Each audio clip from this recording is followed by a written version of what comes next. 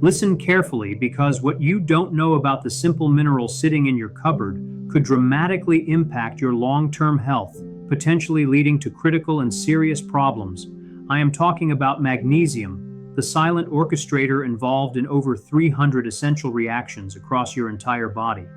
Despite its crucial role in maintaining vitality and strength, studies consistently show that an alarming percentage of people, especially those over the age of 60, are deficient in this fundamental nutrient. But the truth that keeps medical professionals awake at night is this: while magnesium is incredibly healing and beneficial, taking it the wrong way, at the wrong time, or with the wrong medications can become truly dangerous. After deep diving into comprehensive medical research, I have observed far too many preventable mistakes made by good-natured people, often unknowingly combining magnesium with essential prescription medications that lead to severe, unforeseen drug interactions or continuing supplementation when pre-existing conditions, like compromised kidney function, make it toxic. We are not discussing minor tummy troubles. I am alerting you to serious risks, including dangerous spikes in blood pressure, breathing difficulties, life-threatening kidney complications, and irregular heart rhythms that could land you in the emergency room. That is precisely why today I am committed to sharing everything you absolutely must understand about magnesium supplements, detailing the undeniable benefits, identifying the forms that actually work, and most importantly, providing the non-negotiable rules for safe and effective use, ensuring that by the end of this essential viewing, you will know exactly who should take magnesium, who should never touch it, the exact dose to start with, and the critical medical interactions to watch out for. If you are wondering whether you actually need magnesium supplementation, your body often sends clear, undeniable signals that it is running low, with the first major sign often appearing in your muscles and nervous system, like that sudden, excruciating nocturnal leg cramp that seizes your calf right as you drift off to sleep, or perhaps a persistent eyelid twitching that simply won't resolve, as these physical symptoms show that your nerves are overexcited, like live electrical wires that can't turn off because magnesium is missing its calming role as a natural muscle relaxant. Low magnesium can also lead to muscle weakness, generalized fatigue, numbness, and that uncomfortable tingling sensation you might feel in your hands and feet.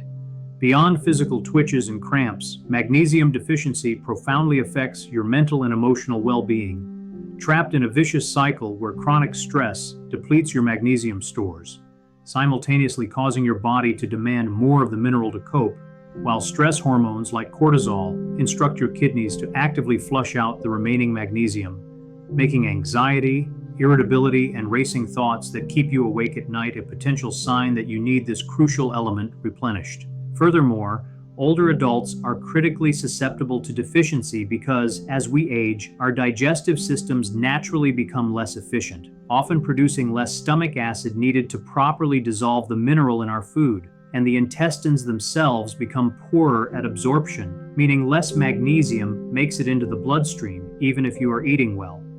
Compounding this issue, many older diets unfortunately contain less of the most magnesium-rich foods, like nuts, whole grains, and dark leafy greens, due to factors like decreased appetite or difficulty chewing, leading to a critical double hit of poor intake and reduced absorption that makes deficiency common after 60. Many people taking common prescription medications, a very frequent occurrence as we age, must also be hyper-aware of their magnesium levels, especially if you are taking diuretics, commonly known as water pills, used to treat heart problems or high blood pressure, because these medicines increase urination and don't just flush out excess fluid, they sweep vital magnesium out of your body along with it.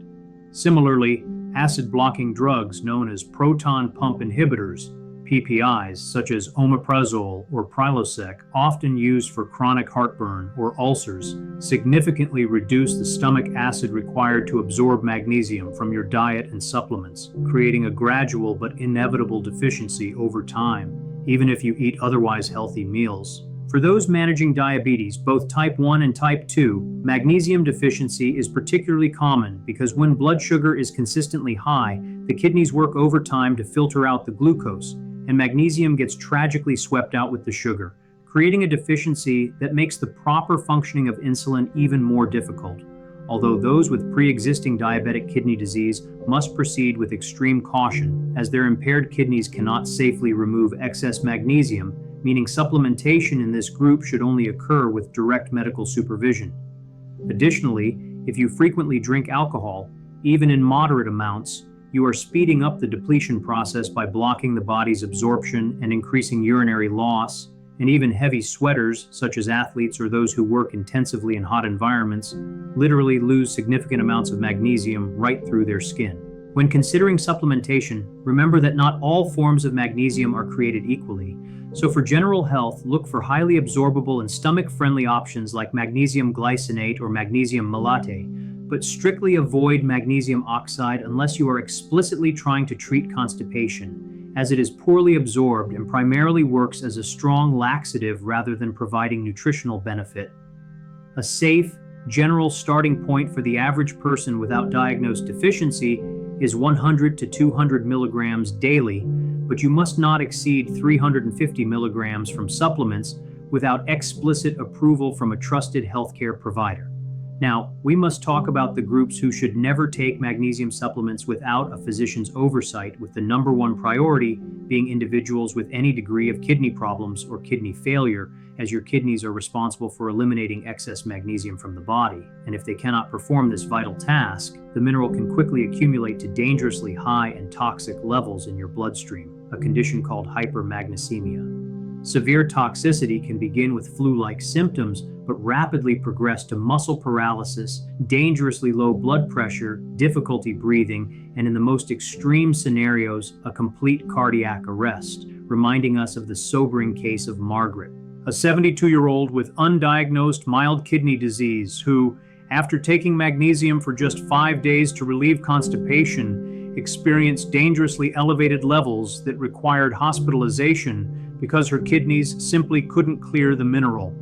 Furthermore, people who already have low blood pressure or hypotension must strictly avoid magnesium because it acts as a powerful relaxant for blood vessels, and combining a supplement with already low blood pressure can cause it to drop to perilous levels, potentially triggering dizziness, confusion, and serious injury-causing falls, which happened to Robert, a 69-year-old whose new magnesium supplement dropped his existing blood pressure to a dizzying 85/55 within days. Finally, if you suffer from conditions involving a slow heart rate, bradycardia, or specific heart rhythm disorders, heart block, magnesium supplements can further slow the heart's essential electrical conduction, making pre-existing rhythm problems worse, sometimes dangerously so, which was the case for Frank, a 75-year-old whose naturally slow baseline heart rate of 55 beats per minute plummeted to 42 after he started taking magnesium for sleep, forcing immediate medical intervention to restore his heart rhythm stability. Finally, we must emphasize the critical rules for safely integrating magnesium,